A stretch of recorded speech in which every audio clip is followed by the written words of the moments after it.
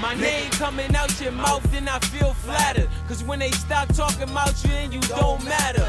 Since yay high, young and used to stay fly. Never snitched the rule, a lot of y'all forgot to play by. Yeah, they stabbing the cop up. Oh my God. Why? That's when the riot began. That's when it really began. Because these cops be oppressing us. It doesn't matter. You gotta understand, babe, I'm not making it right. What I'm telling you is that these cops be spraying people, locking them in, beating on them. This is the shit that goes on, babe. Code 3. Code 3. Not a drill. Inmates have seized the building in Charlie. The men were in such a horrible rage, and there was so much noise. I can't even describe it to you. All I know is there's just horrible sound. Sir, I need an account of where all our staff are from that building and anybody else that may have been in it. When the inmate came in with a knife,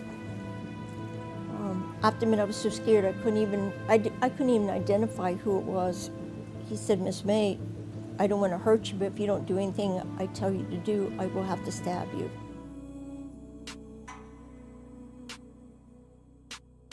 It begins in the still air of winter. February in Delaware carries a certain quiet. Gray skies, bare trees, a cold that sinks deep into the concrete. Behind the fences and razor wire of the James T. Vaughn Correctional Center in Smyrna, that quiet was deceptive. Inside those walls, tension was a living thing. Officers felt it every shift. Inmates talked about it in whispers. For months, the signs were there. And on February 1st, 2017, that silence broke.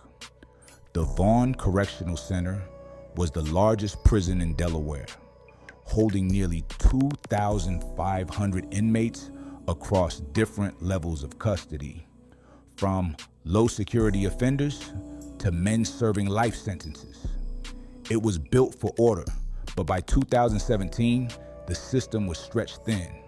Staff shortages left officers overworked and vulnerable. Shifts dragged. Morale was low. The prison's older units, like C Building, were packed beyond what they were designed to hold. Gangs had influence inside those walls. Cell doors didn't always close right. Communication between staff and administration was frayed. It was a pressure cooker. Lieutenant Steven Floyd knew it.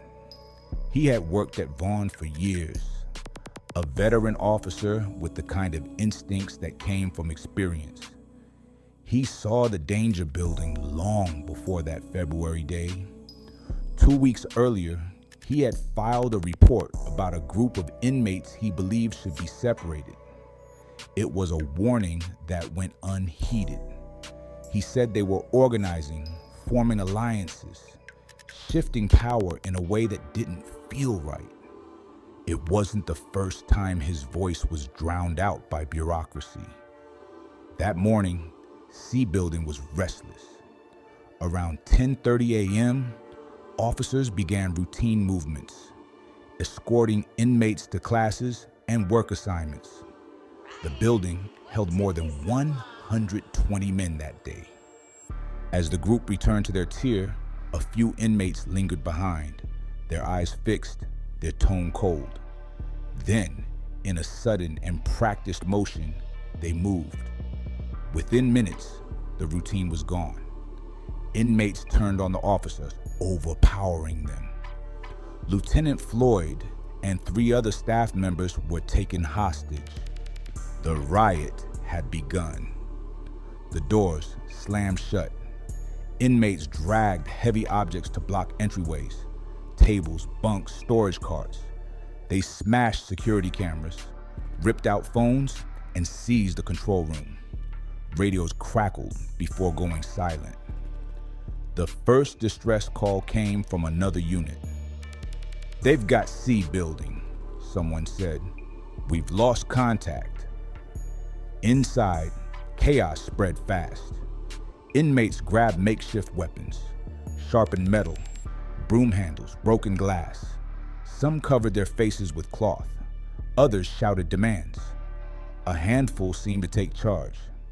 Among them was Dwayne Staats, a convicted murderer serving life.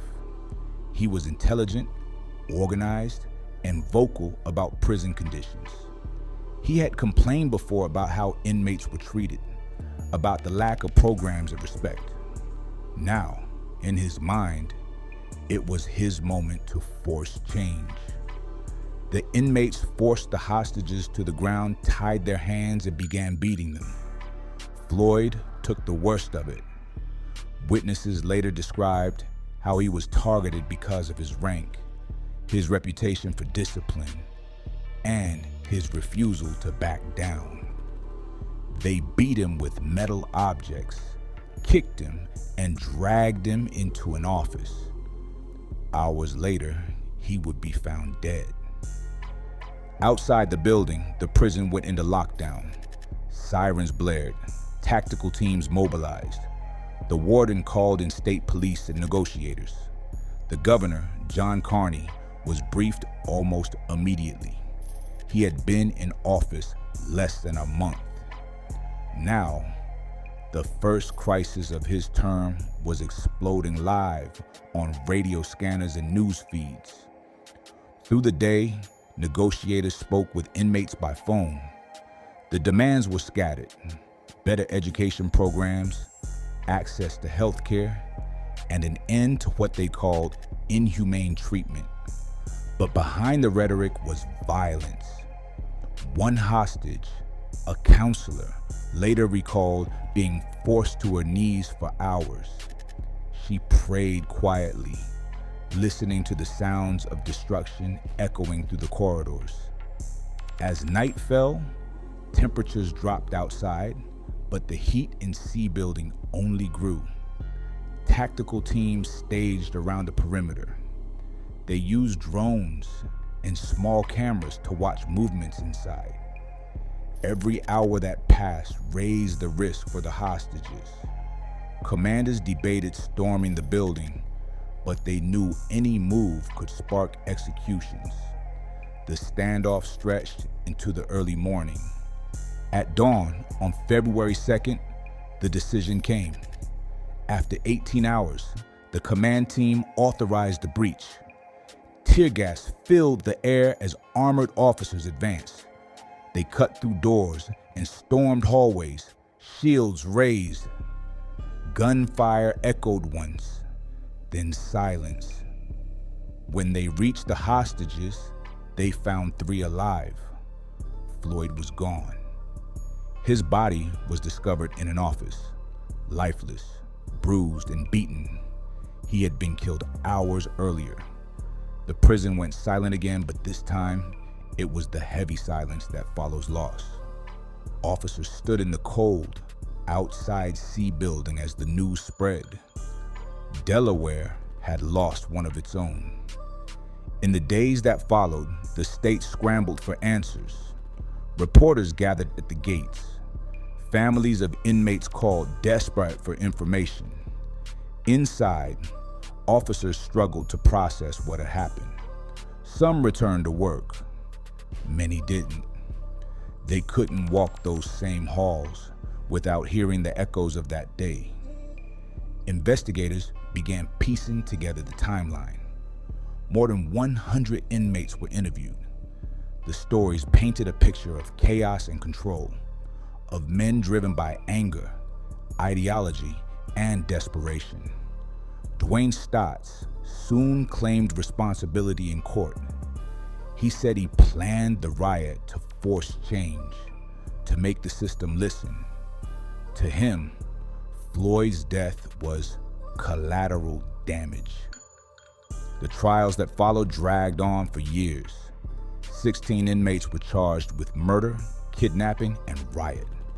Prosecutors faced an uphill battle. The crime scene was contaminated, the evidence sparse, and witnesses unreliable. Inmate testimony conflicted. Some said Staats and another man, Jaro Ayers, led the attack. Others blamed smaller groups or spontaneous violence. Staats and Ayers Both spoke openly in court. They didn't deny involvement. Staats told the judge he wanted to bring light to the conditions inside. He spoke of poor food, overcrowding, and officers who treated them like animals. But his defiance didn't win sympathy. In 2019, he was sentenced to 2 life terms plus 153 years. Oyers received 123 years. The state called them masterminds. Others called them products of neglect. For the families of the victims, the sentences offered closure, but not peace. Floyd's colleagues remembered his calm under pressure, his fairness, his warnings that went unheard. His death became a symbol of what happens when a system ignores its own cracks. The investigation didn't stop at the inmates. An independent review commissioned by Governor Carney revealed deep failures across Delaware's correctional system. Staff shortages, broken communication, training gaps, a culture of mistrust between officers and leadership. The report said the system had been one major incident away from tragedy. That incident came on February 1st, 2017. Reforms followed. The state raised pay for correctional officers to reduce turnover. New surveillance systems were installed. Training programs were updated. The critical incident response team was restructured. But change came slowly, and for many, too late. Inmates who survived the riot told their own stories. One, Royal Downs, claimed he tried to protect the hostages. He said he pulled the counselor away from attackers and hit her until the rescue team broke through the wall. His account, supported by some witnesses, earned him leniency, a 3-year sentence for his role. He later said, "They didn't give us the tools to be better." We all lost that day. Not everyone agreed on what the riot meant. To some, it was an act of terror inside state walls. To others, it was a warning ignored for too long, a symptom of overcrowding and neglect. Lawsuits followed, filed by inmates who claimed they were beaten in retaliation after the riot. One class action case alleged systemic abuse. The state denied the claims. In 2021, a federal court dismissed the suit, saying evidence of widespread retaliation was insufficient. But the stories lingered, whispered through cells and corridors. Years later, the scars remained visible. C Building was gutted and rebuilt. Officers walk with heavier steps. For new recruits, Floyd's name is etched into training manuals, a reminder of sacrifice. For the community of Smyrna, the prison stands like a monument to both order and chaos, a place where one bad day changed everything. Those who lived through it still remember the sounds: radios going silent, doors slamming, the hum of helicopters overhead, the smell of tear gas, the sight of smoke curling through cold morning air. One counselor, years later, said she still hears Floyd's voice. He told her to stay calm before they dragged him away. Outside the walls, life moved on. But for those who knew the man in uniform, the echo of his warning never faded. The Vaughn riot was not just a story of rebellion, it was a story of blindness. How a system ignores its pressure until it breaks. For those who were there, the memory of February 1st is not a headline. It's a living ghost. The smell of concrete dust, the sound of boots rushing down hallways, the weight of a system that pushed too hard for too long. And for one man, Lieutenant Steven Floyd, it ended as it had begun, with duty. He didn't run. He didn't beg. He stood where he was supposed to stand. That's what his family remembers most. He stayed. When the state built its memorial, they chose simple words: in service, in sacrifice. But behind those words is a harder truth. The riot at Vaughn was not born in a day. It was built over years of silence, neglect, and fear. And like all things ignored too long, it eventually demanded to be heard. In Delaware's cold February light, that sound still echoes.